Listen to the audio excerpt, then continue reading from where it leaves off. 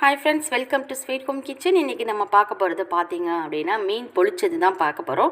மீன் பொளிச்சது எப்போவுமே பார்த்தீங்கன்னா ஃபுல் மீன் வச்சு பண்ணுவாங்க. நம்ம இன்றைக்கி வந்து பார்த்தீங்கன்னா மீன் துண்டுகள், சின்ன சின்ன துண்டுகள் எடுத்து அதை வச்சு இன்றைக்கி நம்ம வந்து மீன் பொளிச்சது பண்ண போகிறோம். இந்த மாதிரியும் மீன் பொளிச்சது பண்ணனா ரொம்ப டேஸ்ட்டாக இருக்கும் அப்படின்றக்காண்டி தான் இந்த வீடியோ.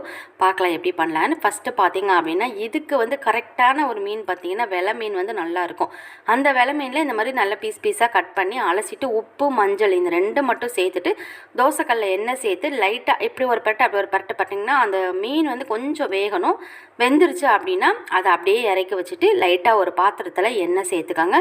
எண்ணெய் சேர்த்துட்டு வெங்காயம் நம்ம வந்து 4 மீன் எடுத்துருக்கோம். அதுக்கு தகுந்த போல் பார்த்திங்கன்னா 2 பெரிய சைஸ் வெங்காயத்தை பொடிசாக கட் பண்ணி வெங்காயம் நல்லா வந்து எண்ணெயில் வதங்கிடணும்.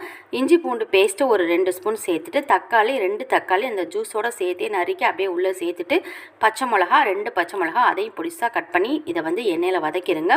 இப்போ தேவையான அளவுக்கு உப்பு சேர்த்துக்காங்க. மிளகாத்தூள் சேர்த்தாச்சு. கரம் மசாலா, மிளகுத்தூள் இந்த 3 மசாலாவும் இதுக்கு வந்து தேவை. சேர்த்துட்டு நல்லா வதக்கி விட்ருங்க. இது நல்ல எண்ணெயில் பிரிஞ்சு வரணும். அந்தளவுக்கு பார்த்திங்க அப்படின்னா இது வந்து வதங்கணும். லைட்டாக கொஞ்சோண்டு நான் வந்து தண்ணி சேர்த்துக்கிட்டு அதுக்கப்புறம் மறுபடியும் பார்த்திங்க அப்படின்னா நான் வந்து வதக்க ஆரம்பிச்சுக்கிட்டேன். தண்ணி சேர்த்து நீங்கள் வதக்குனீங்கன்னா தான் அது மீன் மேலே ஒட்டும். கடைசியாக கொஞ்சோண்டு கொத்தமல்லி தழை. அவ்வளோதான், நமக்கு வந்து மசாலா ரெடி ஆகிடுச்சு. பச்சை வாசனைலாம் போய் சூப்பராக ஆகிடுச்சு.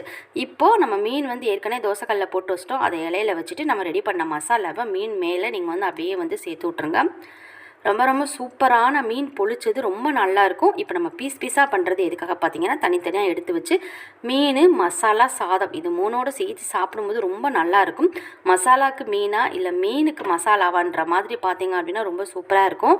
கண்டிப்பாக நீங்கள் வந்து ட்ரை பண்ணி பாருங்கள். இதை அப்படியே வச்சு இலையை வச்சு இது மாதிரி கட்டிட்டு இதை நீங்கள் மறுபடியும் நம்ம ஏற்கனவே மீனை வந்து இந்த தோசைக்கல்லை வச்சோம் பாருங்கள், அதுலேயே அப்படியே வந்து கொஞ்சம் எண்ணெய் சேர்த்துட்டு வச்சுருங்க. கிட்டத்தட்ட ஒரு 10 நிமிஷம் பார்த்தீங்க அப்படின்னா இந்த இலை வந்து அதில் இருந்தால் தான் நமக்கு மசாலாவும் மீனும் நல்லா மிக்ஸ் ஆகி வெந்து வரும். மேலே கொஞ்சம் நம்ம வந்து எண்ணெய் சேர்த்துக்கணும். ஒரு தட்டு போட்டு இந்த மாதிரி ஒரு 2 நிமிஷம் மட்டும் மூடி வச்சுருங்க. மறுபடியும் நம்ம அந்த இலையை என்ன பண்ணணும் அப்படின்னா அப்படியே திருப்பி போடணும். திருப்பி போட்டுட்டு மறுபடியும் நீங்கள் வந்து தட்டு போட்டு மூடி விட்டுறணும். இலை பார்த்தீங்க அப்படின்னா சூப்பராக கருகி நமக்கு வந்து அந்த ஸ்மெல் அவ்வளோ அருமையாக இருக்கும். இந்த ஸ்மெல்லை வச்சு நீங்கள் வந்து கண்டுபிடிச்சிடலாம் நமக்கு வந்து மீன் பொளிச்சது ரெடி ஆகிடுச்சு அப்படின்ட்டு. அவ்வளோதான், சூப்பராக வந்துருச்சு பாருங்கள்.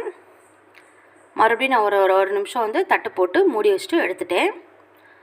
சூப்பரான மீன் பொளிச்சது நமக்கு இப்போ ரெடி. இதை வந்து இப்போ நம்ம வந்து ஓப்பன் பண்ணி பார்க்கலாம். இலை வந்து இந்த கலரில் மாறிடணும். இதை அப்படியே நீங்கள் வந்து கட் பண்ணுங்கள். ஸ்மெல்லு பார்த்தீங்கன்னா அவ்வளோ அருமையாக இருக்கும். இதை அப்படியே எடுத்து சாப்பிட்டோம் அப்படின்னா ரொம்ப ரொம்ப ரொம்ப நல்லா இருந்துச்சு.